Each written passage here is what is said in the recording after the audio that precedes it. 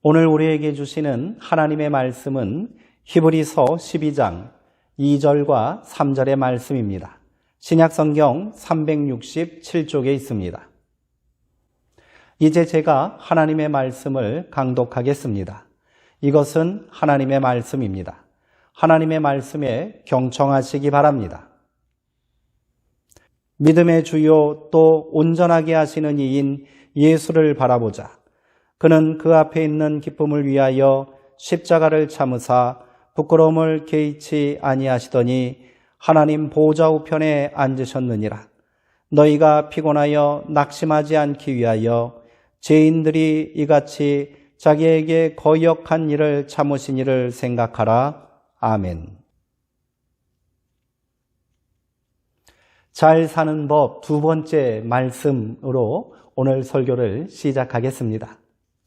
누구나 그럭저럭 살아가지만 잘 살길 원한다면 삶의 기술, 즉 지혜가 필요합니다. 그래서 저는 지난주 설교를 통해 잘 사는 법을 말씀드렸습니다. 잘 살기 위해서는 먼저 좋은 삶이 무엇인지 알아야 합니다.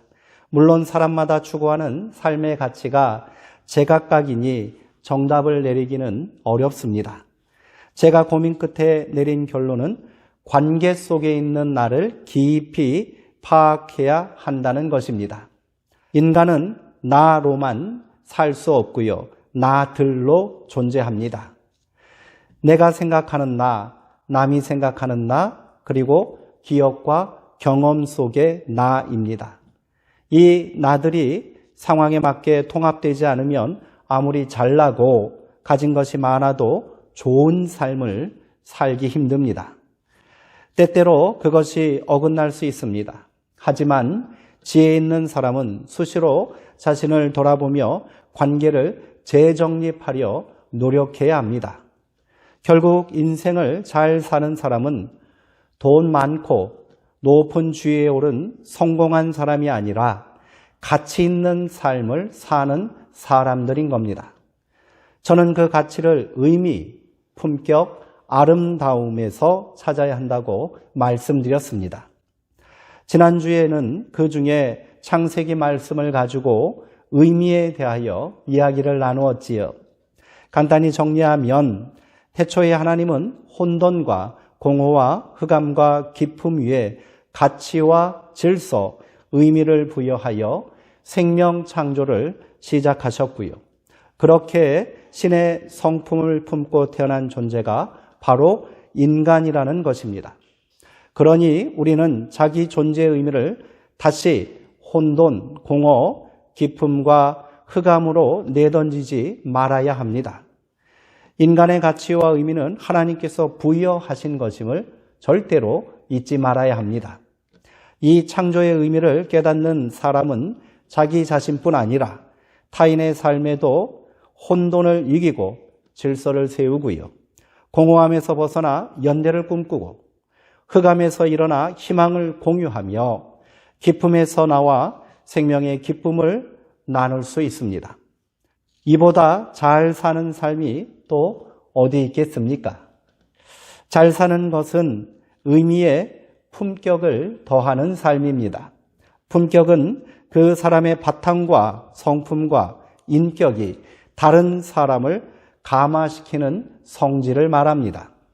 국어사전에는 사람됨의 바탕이 되는 성품이라고 정의하고 있습니다. 품격은 닮고 싶은 마음을 갖게 하는 겁니다.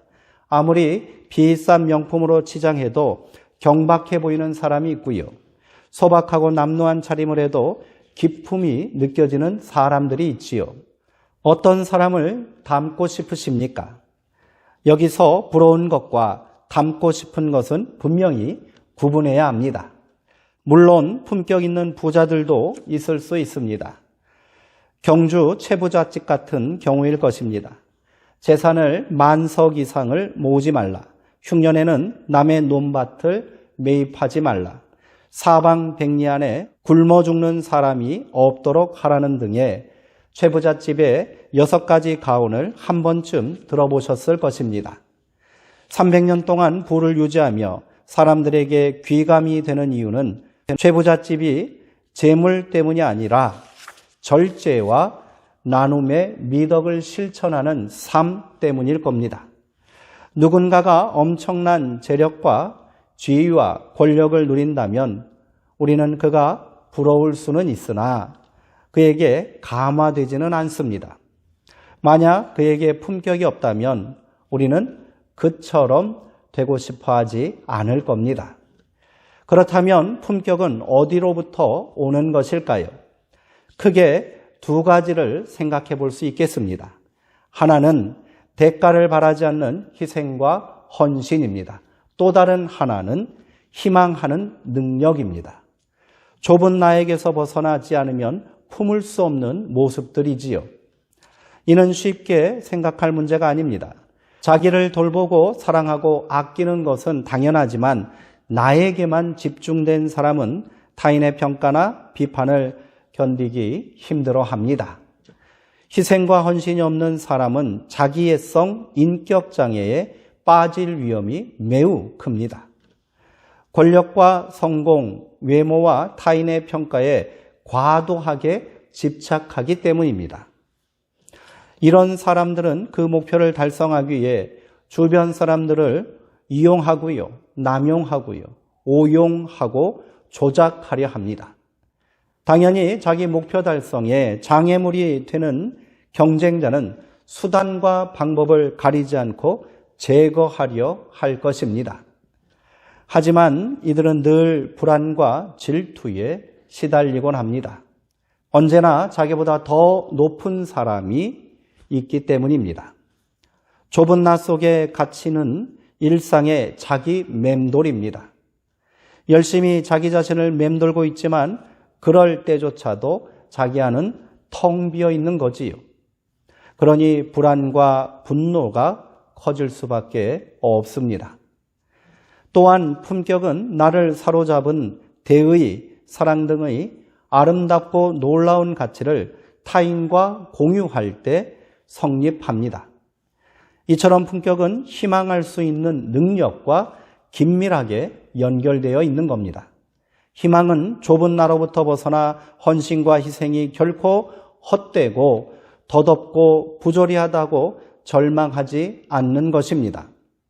내가 걸어간 길이 언젠가 누군가의 도움이 될 수 있다는 믿음, 그것이 희망입니다. 희망은 헌신하고 희생하는 이들의 역사를 통해 오늘의 사명을 현재에 행할 수 있도록 힘과 용기를 줍니다. 희망은 미래에 실현될 일을 오늘 여기서 시작하는 것입니다. 그것이 보잘것없고 부질없게 보일지라도 말입니다. 의미의 품격을 더한 삶이 아름다움으로 이어질 때 그 삶은 잘 사는 것을 온전히 이루었다라고 할 수 있겠습니다. 아름답다는 것은 예쁘고 곱다는 의미만 가지고 있지 않습니다. 진정한 아름다움은 자연스러움을 통해 발현되는 것입니다. 억지로 꾸며놓은 것을 보고 아름답다고 말하는 사람은 없을 것입니다. 하얀 바탕 위에 청색의 그림을 살짝 더한 청아박자가 아름다운 이유는 그것이 자연을 닮은 아름다움이 배어 있기 때문입니다. 의미 있는 삶과 품격 있는 삶을 살아가는 것은 결코 쉽지 않습니다. 그런데 그 과정이 아름답고 자연스럽다면 그것은 정말 대단한 일입니다. 그런데 잘 사는 사람을 만나도 그의 언행에서 고통과 실패가 드러나지 않는다면 우리는 그 안에서 자유를 얻고 그 사람 자체를 즐길 수 없습니다. 아름답고 자연스러운 삶은 실패와 고독, 좌절과 욕망이 품격과 만날 때 의미를 가집니다. 의미와 품격은 아름답고 자연스러운 차원에서 완성되는 것이기 때문입니다. 그런 삶이 진정으로 추구하고 담고 싶은 가지런한 삶이 아닌가 싶습니다. 욕망이 가지런해 품위가 있고요. 정서적으로 가지런해 아름답고 자연스러우며 지성이 가지런해 높은 가치를 추구하는 삶 말입니다. 이와 같이 지혜 있는 사람이란 말과 생각 그리고 태도와 행동의 모든 방면에서 삶의 기술을 숙달한 사람이라고 말할 수 있습니다. 잘 사는 법에 대해 이야기는 했으나 과연 그런 삶을 사는 사람이 있을까 하는 생각이 듭니다. 내가 이렇게 살고 있다고 말하기는 더더욱 어렵습니다. 하지만 말 그대로 의미와 품격과 아름다움을 고루 갖춘 사람이 있다면 그런 사람이 존재한다는 이유만으로도 우리에게 기쁨이 되고 소망이 되지 않겠습니까? 저는 이제 그런 사람을 여러분에게 소개하려고 합니다. 2000년 전 그는 로마 제국의 식민 통치를 받고 있던 갈릴리라는 척박한 땅에서 살았습니다. 직업은 목수였지요. 당시 국가를 지탱하는 산업이 농사였으니 목수가 직업이라고는 하나 노예 신분이나 다름없는 극빈층이었을 것입니다. 그렇다고 배움이 많은 사람도 아닙니다. 사람들은 그를 향해 그가 글을 쓸 줄은 알고 있느냐고 비아냥댔지요. 이 사람이 한 일이라고는 하나같이 천하디천한 밑바닥 인생들과 어울려 허무맹랑한 말을 하고 다닌 것뿐입니다. 무슨 신통력이 있어 기적을 행한다는 소문이 있으나 무식한 것들이 의뢰하는 말이니 믿을 만한 것도 못 됩니다. 그런데 당시 힘있고 돈 있는 사람들이 그를 두려워하고 경계하였습니다. 그가 얼마나 두려웠는지 이 사람이 10여 명의 불안당들을 모아 로마의 반란을 일으키려 한다고 총독에게 고발하여 십자가에서 처형당하게 했겠습니까? 이쯤 하면 이 사람이 누군지 짐작하셨을 것입니다. 그렇습니다. 이 사람의 이름은 바로 예수입니다. 참으로 이상한 일입니다.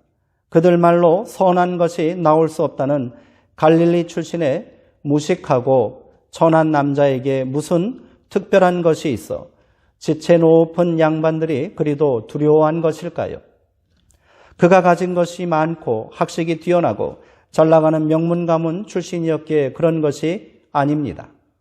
제가 말씀드렸던 것처럼 예수가 의미와 품격과 아름다움이 조화로운 잘 사는 사람이었기 때문인 겁니다.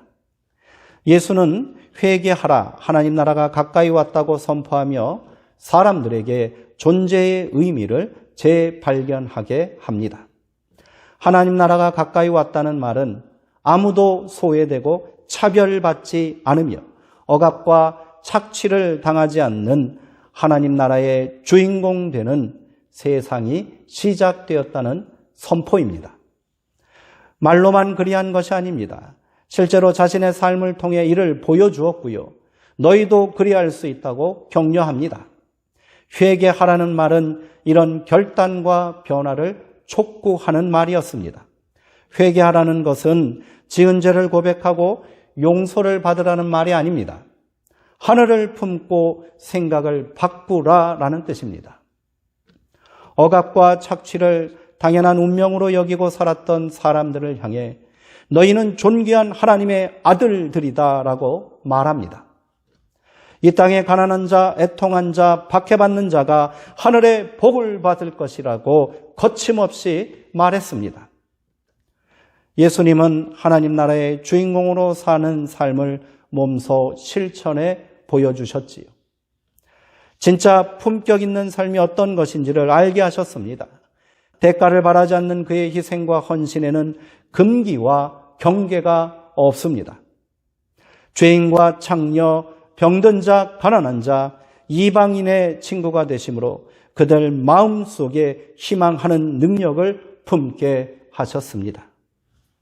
삶의 고통과 질곡이 고스란히 담긴 예수님의 진실한 삶에서 사람들은 참된 아름다움과 인간다움을 발견했던 것입니다. 온몸이 썩어 들어가는 문둥이의 손을 보듬는 그의 손을 보고 사람들은 경외심을 느꼈습니다. 세상에서 지탄받는 인생들까지도 넉넉히 품는 그의 시선에 사람들은 가슴이 벅차오릅니다. 고귀한 척 위선을 떨고 힘있는 척 위세를 부리는 자들을 향해 거침없이 꾸짖는 모습에 사람들은 통쾌한 희열을 맛봅니다. 사람들이 예수님께 열광하기 시작합니다. 나도 그런 삶을 살겠노라 따르는 자들이 점점 늘어났습니다. 당연히 거짓과 위선, 돈과 권력으로 존귀와 명예를 누렸던 지체 높은 양반들이 두려워할 수밖에 없습니다. 체제를 위협하는 불순분자입니다. 무지몽매한 백성들을 선동하는 선동꾼입니다. 절대로 그냥 내버려둘 수 없는 존재인 거지요. 권력자들이 이런 자를 처단하는 것은 일도 아닙니다. 그렇게 예수님은 33 짧은 생을 살다 이 땅을 떠나셨습니다. 그런데 더 놀랍고 두려운 일이 일어났습니다. 자신들이 십자가에 달아 죽인 예수가 다시 살아났다는 소문이 돌기 시작한 것입니다. 감시와 통제를 강화하면 괴 소문은 금방 사라질 줄 알았습니다. 그러나 예수의 부활 소식은 점점 더 확산되더니 걷잡을 수 없는 지경에 이르렀습니다. 예수의 추종자인 제자들을 잡아 겁박하고 옥에 가두어도 소용이 없습니다. 예수님은 정말로 부활하셨기 때문입니다. 단지 예수님의 몸만 다시 살아났다면 이런 일이 있을 수 없을 것입니다.